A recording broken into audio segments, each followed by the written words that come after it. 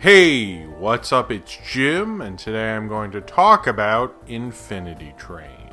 Infinity Train is a 10-part series that recently aired on Cartoon Network. And I don't normally review TV series or anything, but since this was short enough and I did review Over the Garden Wall, I thought I would do this. And even though, I guess, spoilers or not, I guess it's not a mini-series, it's just like a shorter season. Infinity Train has a lot of mysteries within it. In fact, mysteries I feel like that you could totally have theories upon theories about just from what's in there. There's adventures that are just hinted at. You could probably do a whole comic book series on stuff Tulip, Atticus, and 1-1 did that we didn't see in the series. Like there was like a baseball dinosaur. Like I would watch Baseball Dinosaur. That could be a spinoff, really. Or like the Italian flower thing. I wonder like if those are ideas that were just like developed and they didn't use, or they're just like kind of jokes of like other adventures. Either way I'd be fine with. And I think this show kind of works best in animation. One, in that it would be too expensive to do this kind of a show in live action.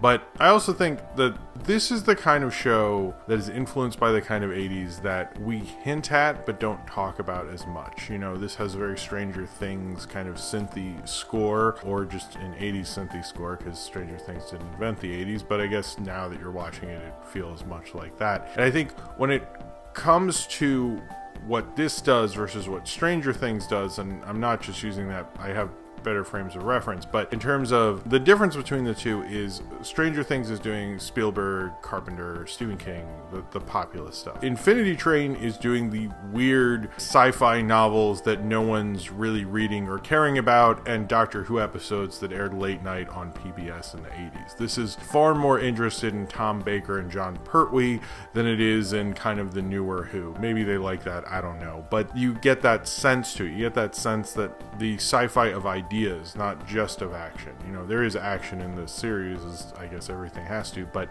this is the science fiction of math and the idea of infinity or the infinite, or how far technology can take us, or what alien species in alternate dimensions could really do, and the unlimited possibilities of that.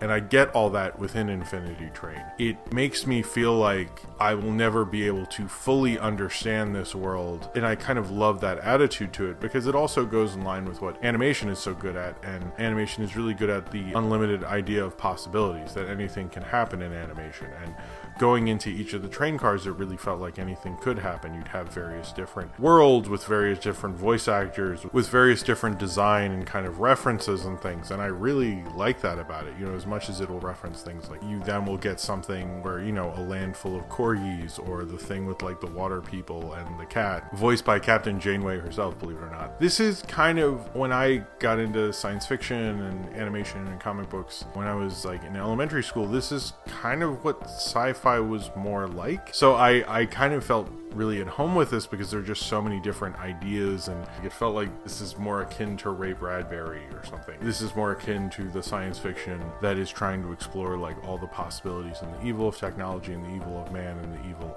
of discovering all these different things. And that is insanely interesting. It makes sense that Owen Dennis, who formerly worked on Regular Show, and Regular Show was such a show of 80s and 90s nostalgia, but it's kind of like the dorky kind of nostalgia where you're like, well, I don't know if anyone cares about this, but I used to be so obsessed with it. That might be kind of the surface level stuff, but it has such a connection about what Tulip is going through and her parents' divorce, and how she needs to find herself through that, how she is trying to find herself. And also I think the idea of trying to find yourself as a kid when you're kind of dealing with your family's own stupid bullshit at the same time. And my parents were not divorced, and I've never really been affected by that, but I think mainly what that character is going through is the idea of maturity and kind of understanding eventually you have to kind of rely on yourself. And I think that's kind of a harder lesson for kids, but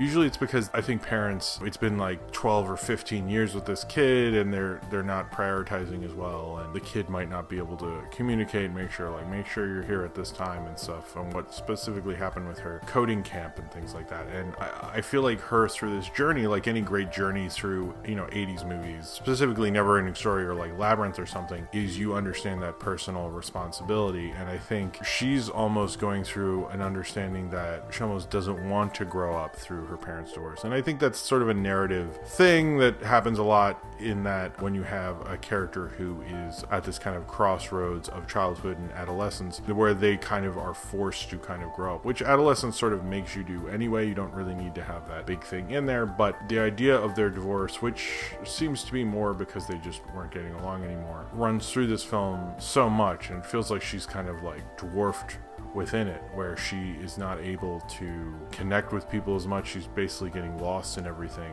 and you can tell that she doesn't want to address it. And I don't know if she, even after that big adventure, wants to, but it gives her a sense of personal responsibility. And I think as much as this is the science fiction of weirder, stranger ideas and MC Escher paintings, and it's also the science fiction of kind of that idea of like the crossover appeal of going on a journey, like, you know, what Dorothy did in The Wizard of Oz or something. And I like that about this, because I think that's really what the older Doctor Who was, because it would really get into really brainier, weirder stuff. You had science fiction authors who would write short stories or write books doing it. Now you just have TV writers, so that's like why that show's not as good. When you get into what this show, it's doing that in a similar way. Supposedly the next season will have a different protagonist, and I'm open to that because I think there's so many ideas within it. I mean, it's literally an infinite train, so like I feel like there's a lot of things you can do there if you got like a really big train, you know. I really like what Owen Dennis did with this. It does feel almost older for most animated series.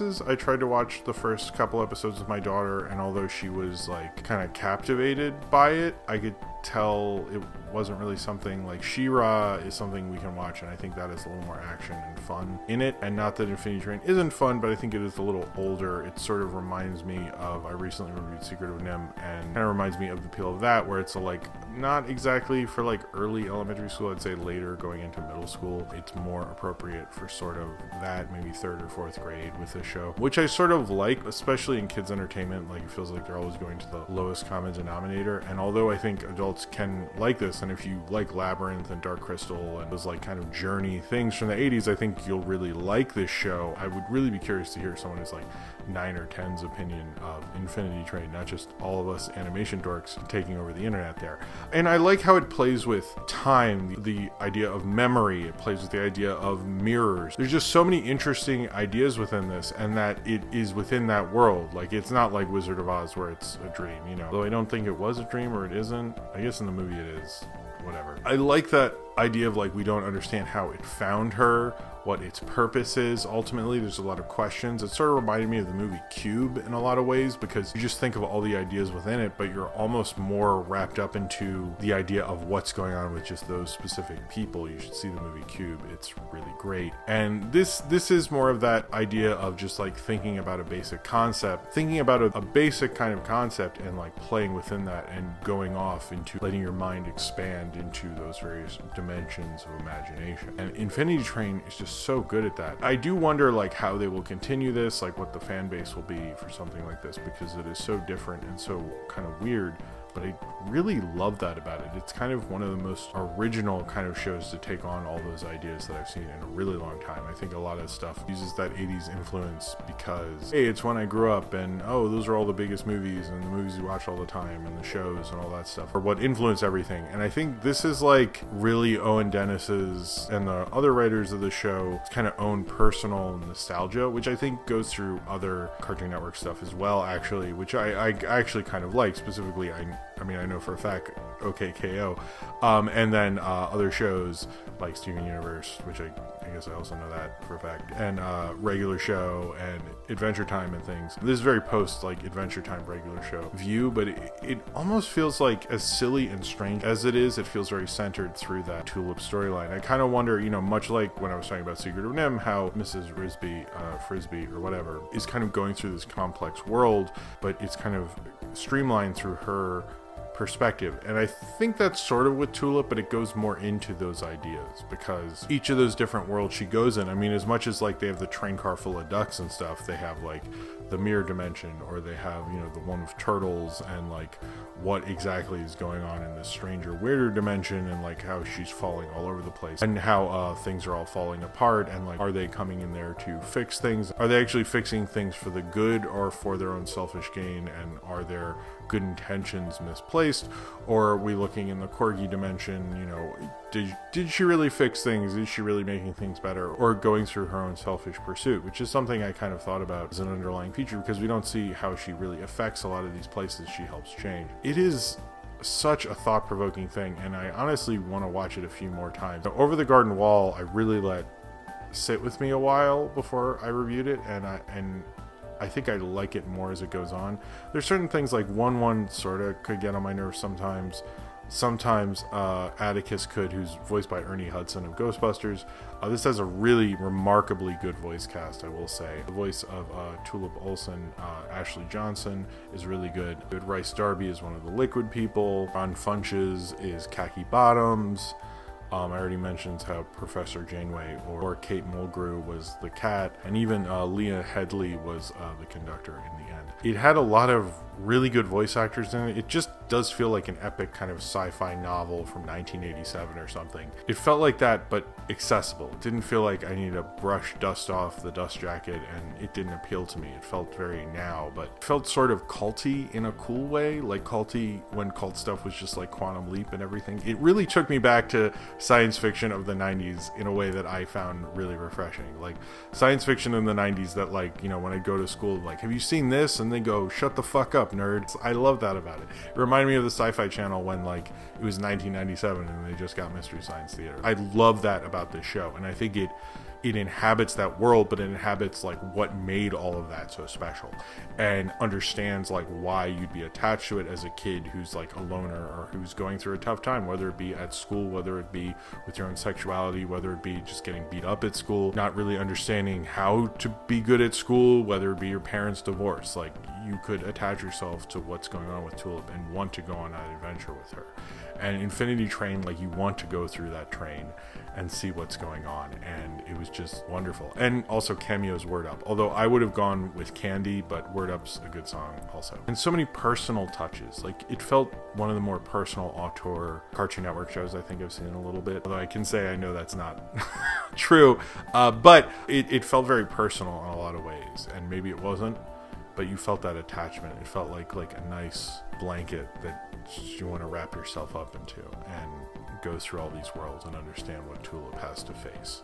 And I really like Infinity Train. I want to see where it goes from here. Certain of the characters sort of, you know, 1-1 or so forth got on my nerves a little bit at certain points during the show, but then as it went on, it kind of grew on me and I was fine with it. And I just really love Infinity Train. I think it is one of the more interesting cultish shows to come around. I have been recommending it to people. Most people haven't heard of it, and it does feel like that kind of like cool sci-fi secret for now, and I hope it kind of goes beyond that, beyond this kind of little animation world. I think it shows a lot of promise that Cartoon Network would let a show just be kind of a 5-night event, that this show actually happened, and that it was the science fiction not just of explosion and spectacle, but the science fiction of ideas in ways that makes me think about all of the possibilities that could be out there in different dimensions and different worlds, and in fact on different trains itself. So if you have seen Infinity Train and you would like to talk about it, then comment below in the comments and subscribe if you would like to.